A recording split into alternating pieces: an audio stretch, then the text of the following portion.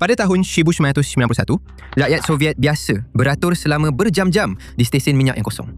Roti hilang dari kedai runcit, golongan elit mula menimbun bekalan dan kemudian dalam beberapa bulan sahaja, negara yang telah wujud selama 70 tahun itu tiba-tiba lenyap begitu sahaja. Jadi, minggu ini, rakyat Rusia menjangkakan perkara yang sama akan berlaku. Begitulah teruknya keadaan sekarang. Seorang wanita Rusia menulis di media sosial dan saya petik, ini adalah kejatuhan negara saya yang pertama. Kepada mereka yang pernah menyaksikan kejatuhan Kesatuan Soviet, bolehkah anda beritahu saya, apakah prosedur biasa dalam situasi begini? Kerana anda lihat, sejak semalam, Ukraine telah melakukan sesuatu yang hampir tiada siapa sangka boleh. Mereka telah melumpuhkan kilang penapisan minyak terbesar yang paling jauh di pedalaman dan paling dipertahankan di seluruh Rusia. Dan dengan serangan ini, lebih separuh daripada keseluruhan kapasiti penapisan negara itu kini telah terhenti. Jadi dalam video ini, saya ingin menerangkan kepada anda bagaimana Ukraine berjaya menyerang sasaran sejauh 2,500 km, kira-kira 1,500 batu dari sempadannya yang Rusia sudah tahu akan berlaku tetapi masih tidak dapat dipertahankan. Perkongsian rahsia dengan CIA yang menjadikan serangan-serangan ini jauh lebih dahsyat dan mengapa rakyat Rusia biasa kini secara literal membeli kuda kerana mereka tidak mampu membeli petrol. Malah, setengah rakyat Rusia sedang bersiap sedia untuk negara mereka runtuh. Dan jika mereka betul, kita sebenarnya sedang menyaksikan sejarah berulang secara langsung. Nama saya Sam. Anda sedang menonton Business Basics. Dan mari kita mulakan dengan apa yang baru sahaja dilakukan oleh Ukraine. Kerana untuk memahami mengapa serangan semalam begitu penting, anda perlu faham apa yang rakyat Rusia jangkakan, apa yang mereka beritahu sesama sendiri secara terbuka dan apa yang mereka masih tidak dapat hentikan. Lihat, hanya 4 hari lalu, salah seorang blogger perang Rusia yang paling terkenal telah membuat kenyataan rasmi dan mengeluarkan amaran terbuka kepada penontonnya sendiri. Dia berkata, sasaran Ukraine seterusnya ialah loji penapisan ini, loji penapisan terbesar di Rusia. Ia dipanggil loji penapisan Omsk. Dia menerangkan mengapa ini akan menjadi sasaran seterusnya dan kemudian dia menyatakan bahawa Omsk sangat jauh dari barisan hadapan, tetapi ia masih merupakan sasaran paling berharga yang tinggal untuk Ukraine. Jadi, sudah pasti Ukraine akan menyasarkannya. Dengar baik-baik. Golongan yang digelar dengan kata hina terhadap rakyat Ukraine itu mempunyai satu tujuan, untuk meletupkan loji penapisan Omsk kami. Tapi kita kena hentikan ini, sial. Wilayah Omsk patut dikawal ketat dengan 4 lapis keselamatan. Kalau mereka berjaya serang kita, separuh daripada kerajaan patut berakhir di penjara. Bangsa tak guna. Apa yang korang semua tunggu lagi? Tunggu presiden bagi arahan ke? Ada sesiapa di sini yang betul-betul boleh buat keputusan? Apa gunanya semua kementerian ni kalau tak ada seorang pun yang boleh buat keputusan sendiri? Kamu semua hanya duduk diam, tunggu arahan dari atas untuk beritahu apa yang perlu dibuat. Sekarang zaman dah berubah. Tanah air kita sedang dalam bahaya. Musuh hanya duduk di sana, melancap, dan suatu hari nanti mereka akan habis melancap dan datang serang kita. Mereka dah mula bina kem konsentrasi untuk kita. Orang Jerman kata mereka akan rampas Kaliningrad dalam masa sehari. Bahawa mereka akan ambil semenanjung Kola. Apa yang korang semua tunggu lagi? Kita kena sarang bajingan tu dulu. Rancangan mereka adalah untuk bertindak terhadap kita pada tahun 2027. Mereka dah tak cuba sembunyikan lagi. Lindungi Presiden Rusia. Kalau tidak, kita semua habis. Semoga berjaya kepada semua beliau. Sekarang, kalau anda seseorang yang mengikuti perang ini dengan teliti, anda tahu perkara ini memang akan berlaku. Jika seorang penulis blog perang Rusia, seorang lelaki biasa di Rusia tahu tentang perkara ini, anda boleh yakin bahawa tentera Rusia juga tahu. Dan tentera Ukraine juga tahu. Ini memang strategi mereka. Inilah strategi yang mereka telah laksanakan sejak beberapa bulan lepas, mungkin sejak tahun lepas. Ini maksud saya. Pada awal bulan ini saja, tentera Ukraine telah menerbitkan grafik ini yang menerangkan bahawa mereka telah memusnahkan kira-kira 43% kapasiti penapisan Rusia. Tetapi ada satu perkara penting yang hilang di sini. Loji penapisan terbesar di Rusia masih belum diserang. Grafik ini dikeluarkan pada awal bulan. Sekarang, pengecualian itu telah diperbetulkan. Inilah maksud saya. Semalam adalah hari bersejarah bagi Angkatan Tentera Ukraine apabila Ukraine akhirnya menyerang loji penapisan terbesar di Rusia, 25 km dari Ukraine, kira-kira 1,500 batu. Juga penting untuk saya nyatakan, semua orang menggunakan angka 25 km ini, tetapi ini adalah jarak dari sempadan Ukraine ke loji penapisan tersebut. Sebenarnya, Angkatan Tentera Ukraine tidak mengawal sempadan timur atau wilayah timur yang berada di bawah kawalan Rusia. Jadi, drone ini mungkin telah terbang jauh lebih daripada 1,500 batu. Namun begitu, Loji penapisan ini mewakili 8% daripada kapasiti penapisan Rusia. Sekarang, kita sudah bincangkan bahawa 43% telah tidak beroperasi. Jika anda tambah yang ini, kita tidak tahu dengan tepat berapa banyak loji penapisan ini yang akan tidak beroperasi. Tetapi, jumlahnya semakin hampir kepada 50%. Dan itu adalah isu besar untuk Rusia kerana mereka sudah pun menghadapi kekurangan bahan api. Sekarang, lihat ini, apa yang ramai orang panggil sebagai refinery bingo. Pada asasnya, pihak Ukraine menyerang setiap loji penapisan di dalam Rusia. Semua ini telah diserang jauh lebih awal sebelum hari ini, tetapi yang paling atas, Omsk, baru sahaja diserang sekarang. Jadi itu bermakna, 11 loji penapisan teratas di Rusia kini berada di bawah kawalan Ukraine, iaitu disebabkan oleh drone.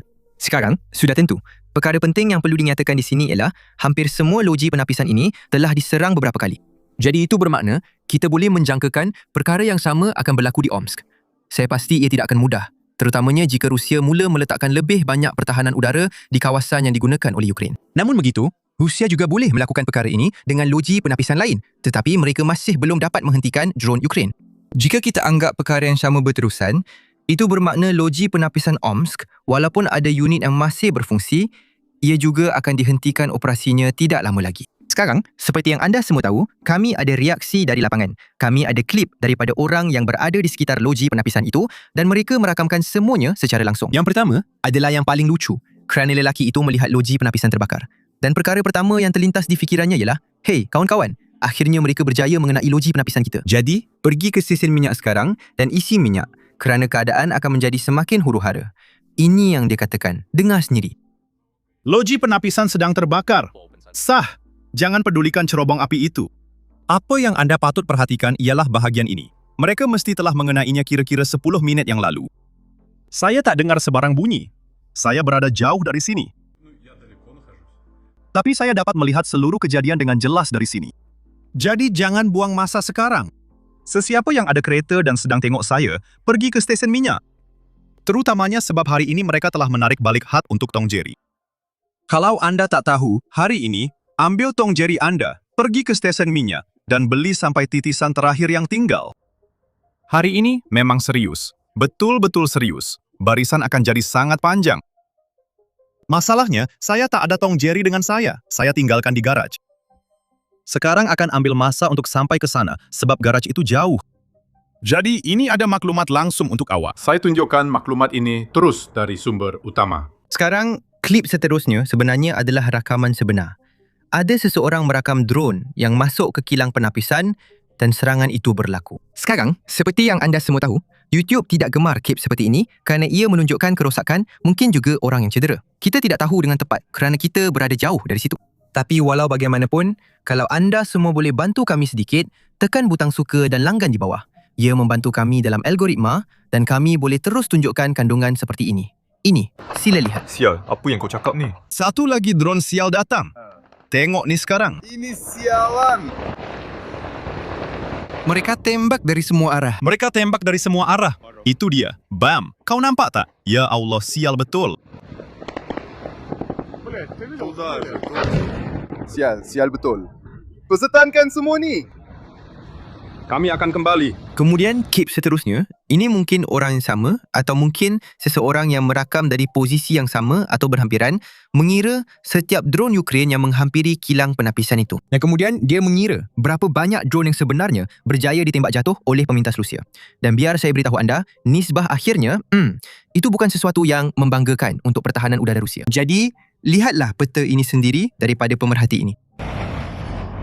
Itulah dia. Seluruh loji penapisan itu sedang terbakar, 12 daripadanya. Hanya satu yang berjaya ditembak jatuh, dan 11 lagi berjaya melepasi. Begitulah keadaannya. Seperti ini. Jadi, saya pasti kamu semua sedang bertanya soalan yang jelas. Jika Rusia sudah tahu 4 hari lepas, atau mungkin sebelum itu, bahawa perkara ini akan berlaku, itu mungkin kilang penapisan yang paling penting sekurang-kurangnya buat masa ini, memandangkan semua kilang penapisan lain telah diserang. Kamu boleh dengan mudah menganggap ini sebagai kilang penapisan paling bernilai di negara ini. Kenapa ia tidak dipertahankan? Kenapa tidak ada lebih banyak pertahanan udara, lebih ramai tentera di sana untuk melindungi sesuatu yang begitu penting? Adakah drone Ukraine benar-benar begitu kuat sehingga Rusia langsung tidak dapat menghentikannya? Atau Rusia memang tidak pandai meramal ke mana serangan Ukraine akan ditujukan? Sebenarnya, jawapannya mungkin akan mengejutkan anda. Biar saya tunjukkan apa yang saya maksudkan. Jawapannya ialah Putin. Dia sedang panik. Jadi dia telah mula menarik sistem pertahanan udara dari mana-mana sahaja. Di mana sahaja dia boleh jumpa pertahanan udara yang tersedia, dia akan bawa ke Moskow kerana dia mahu lindungi dirinya sendiri. Atau kalau anda mahu berlembut dengan Putin, anda boleh kata dia mahu lindungi golongan elit di Moskow kerana dia tahu jika golongan elit marah, itulah masa dia perlu hentikan perang atau dia akan berdepan ketakutan paling besar, graviti. Jadi seperti yang anda boleh lihat, Putin telah menarik sistem pertahanan udara dari merata tempat. Dan itu bermakna ia mewujudkan lebih banyak ruang untuk drone dan peluru berpandu Ukraine masuk dan menyebabkan kerosakan. Sekarang, di sinilah saya ingin bercakap tentang sesuatu yang agak mendidik dan agak menarik. Bagaimana CIA telah membantu Ukraine melancarkan serangan-serangan ini, atau saya rasa untuk lebih tepat, bagaimana CIA telah membantu Ukraine melancarkan serangan-serangan ini dengan lebih berkesan. Sekarang, seperti yang anda semua tahu, rakyat Ukraine telah menyerang kilang penapisan Rusia untuk tempoh yang sangat lama, mungkin 10 bulan, mungkin juga sudah 14 bulan sekarang. Tetapi jika anda lihat rakaman dari permulaan kempen ini, dan jika anda lihat rakaman sekarang, anda akan perasan beberapa perbezaan. Pada permulaan, kita dapat lihat banyak bola api dan banyak benda meletup. Serangan-serangan itu memang sangat memuaskan untuk ditonton. Saya tak pasti sama ada apa yang anda katakan itu betul dari segi politik, tapi anda boleh nampak benda-benda meletup seperti yang anda lihat dalam filem. Kita dah tak nampak perkara itu sangat dalam serangan-serangan baru-baru ini dan memang ada alasan yang kukuh untuk itu. Anda lihat, ada satu laporan yang keluar pada Disember tahun lepas yang pada dasarnya menerangkan kepada kita bagaimana CIA secara senyap mula bekerjasama dengan perisikan Ukraine sekitar Jun 2024. Dan mereka mula bekerjasama dengan pakar minyak mungkin dari Texas, tapi pakar minyak dari Amerika Syarikat yang tahu dengan tepat bagaimana loji penapisan beroperasi. Dan mereka juga tahu apa perkara paling penting dalam loji penapisan itu. Maksudnya, Rusia menghadapi kesukaran untuk menggantikan semua peralatan di loji penapisan yang sedang dimusnahkan oleh Ukraine. Baiklah, kita sudah tahu itu disebabkan oleh sekatan. Tetapi, jika anda membuat senarai semua peralatan, pasti ada beberapa peralatan yang paling sukar untuk digantikan oleh Rusia.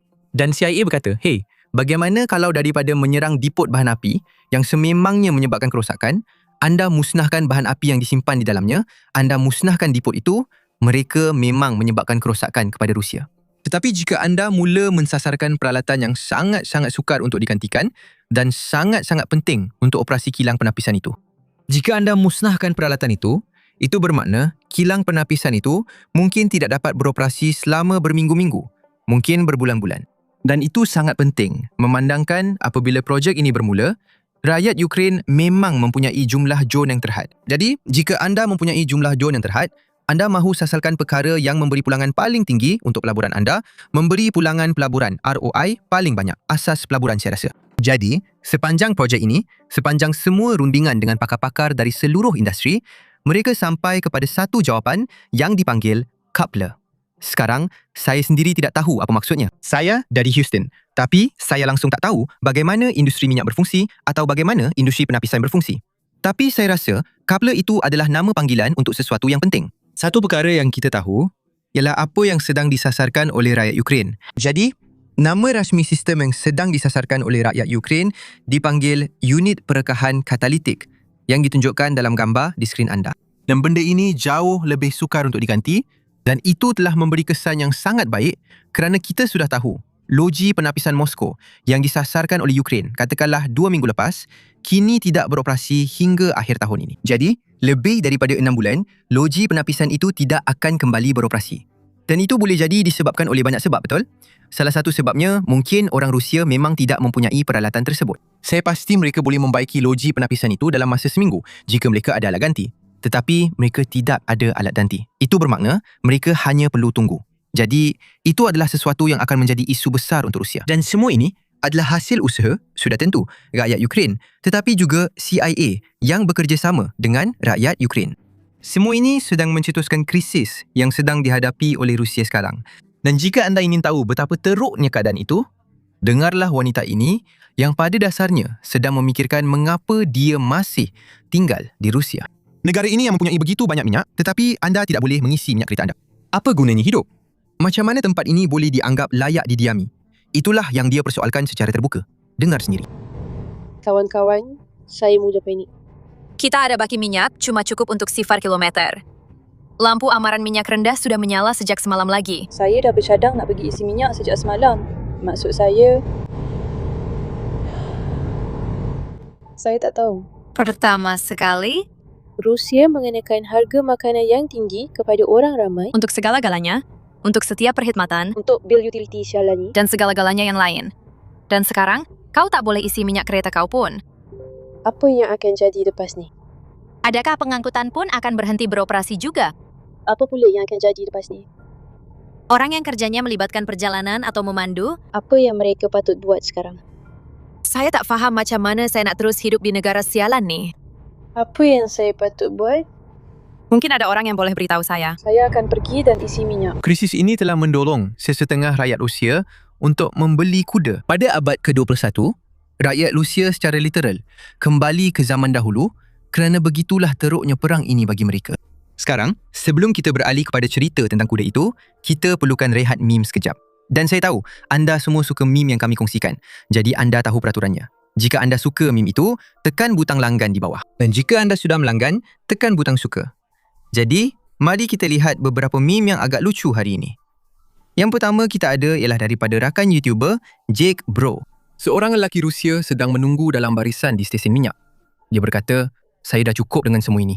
Awak ambil alih steering dan saya akan pergi tembak Putin. 2 jam kemudian, dia kembali dan duduk semula di tempat pemandu.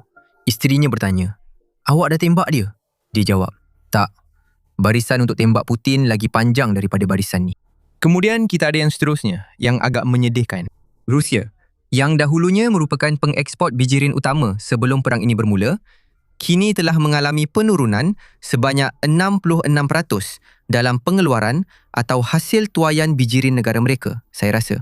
Dan kemudian kita ada gambar Tucker Carlson yang sangat terkejut apabila dia melihat sebuah Aldi di Rusia, di Moskow. Dia betul-betul tidak percaya. Ini berlaku kira-kira 2 tahun lalu. Saya rasa dia patut datang ke Texas. Kita ada banyak Aldi di sini. Saya tak pasti sama ada mereka ada di luar Texas, tapi di Texas memang banyak. Dan saya tak dapat bayangkan reaksinya kalau dia masuk ke Buc-ee's.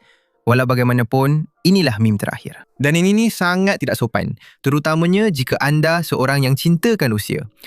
Kita ada seorang Zoomer, seorang Gen Z dari Rusia bertanya, hai semua, ramai orang di sini mengatakan bahawa segala yang berlaku di Rusia sekarang akan membawa kepada kejatuhan negara itu. Ini kali pertama saya melalui kejatuhan negara. Mereka yang menyaksikan kejatuhan Kesatuan Soviet, beritahu saya rancangan tindakan yang bijak. Simpan stok beberapa produk tertentu. Air, petrol, mungkin sesuatu yang lain. Kejatuhan pertama. Mungkin bukan yang terakhir jika Putin teruskan, tetapi ia tetap kejatuhan yang pertama.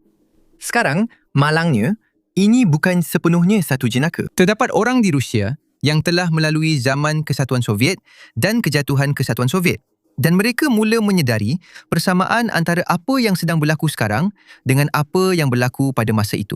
Anda lihat, pada penghujung zaman Kesatuan Soviet khususnya, terdapat kekurangan di merata tempat, termasuk kekurangan petrol.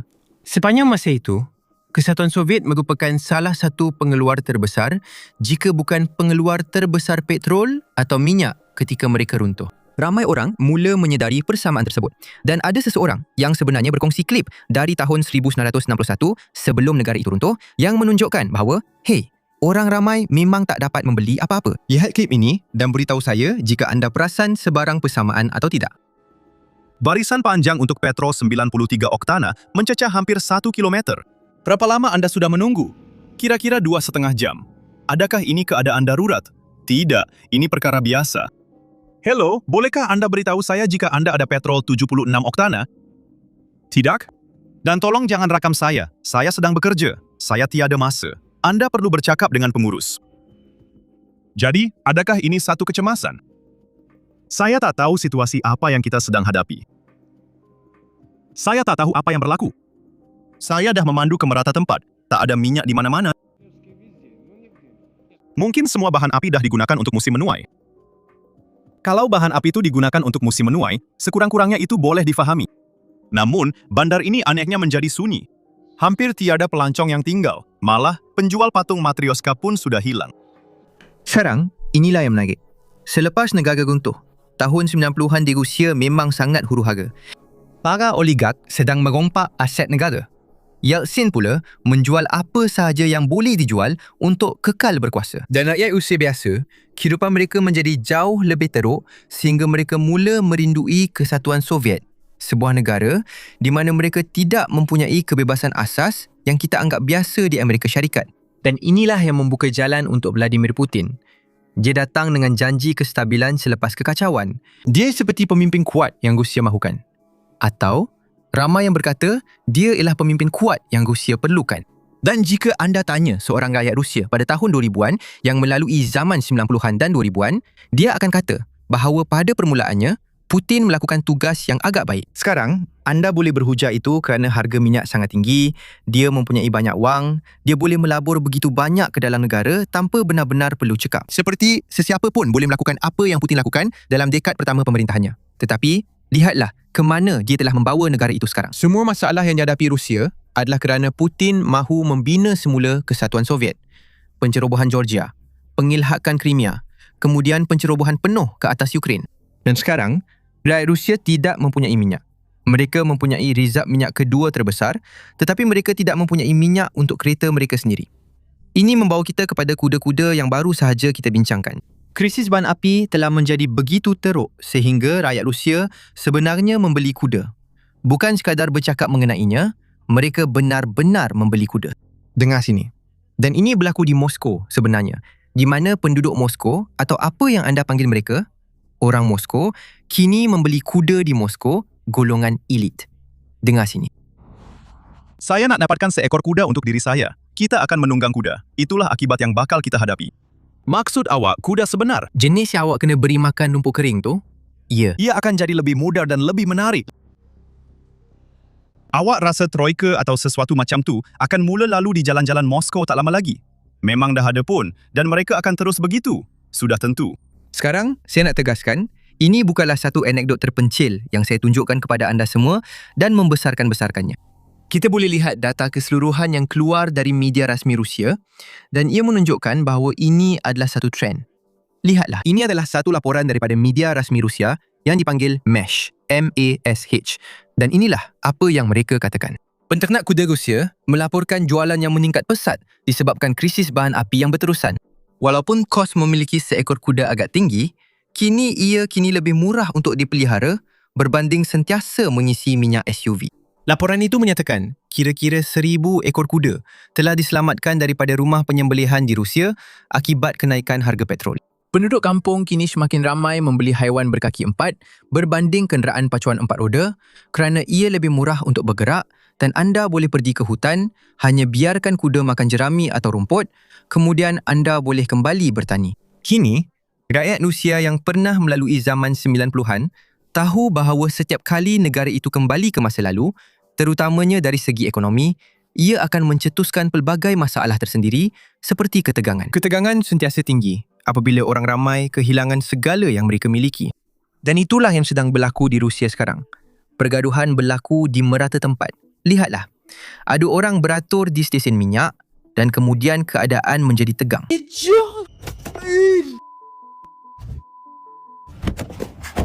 Ya. Apa hal kau sial?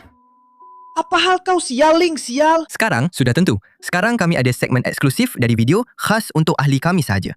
Kami ada bekas Navy SEAL Chakfa kembali di saluran ini untuk menghuraikan dengan tepat apa yang sedang berlaku di barisan hadapan. Seperti yang anda semua tahu, analisis ini eksklusif untuk ahli Basics Insider kami sahaja. Jadi, jika anda mahu penjelasan penuh serta kandungan eksklusif ahli kami yang lain, anda boleh menjadi ahli sekarang dengan menekan butang join di bawah atau pergi ke basicsinsider.com. Sokongan anda lah yang memastikan liputan bebas seperti ini terus berjalan. Kami tidak dimiliki oleh ekuiti swasta, kami tidak dimiliki oleh sesiapa pun. Kami dimiliki oleh orang yang bekerja di saluran ini dan sebab itulah sokongan anda sangat bermakna bagi kami. Sekarang, berikut adalah pratonton kandungan tersebut. Anda tahu apa yang kami lihat semakin kerap ialah Ukraine akan menghantar beberapa drone terhadap satu sasaran. Dan untuk menunjukkan keupayaan muatan, anda boleh lihat bahawa dinding bata itu sedang dipecahkan. Mereka juga mempunyai pelbagai jenis muatan untuk drone-drone itu dan di situ kita dapat lihat seluruh rumah musnah. Jadi terdapat kepala peledak drone yang membakar, terdapat juga kepala peledak drone yang meletup dan juga yang membakar. Klip pertama di sini, kita dapat lihat seorang askar Korea Utara menjatuhkan sebuah drone dan kemudian berjalan menghampirinya. Dan di sini pula seorang lelaki yang entah bagaimana berjaya menjatuhkan sebuah drone tetapi dia terlupa bahawa sedang berlaku peperangan dan drone itu sebenarnya bersenjata.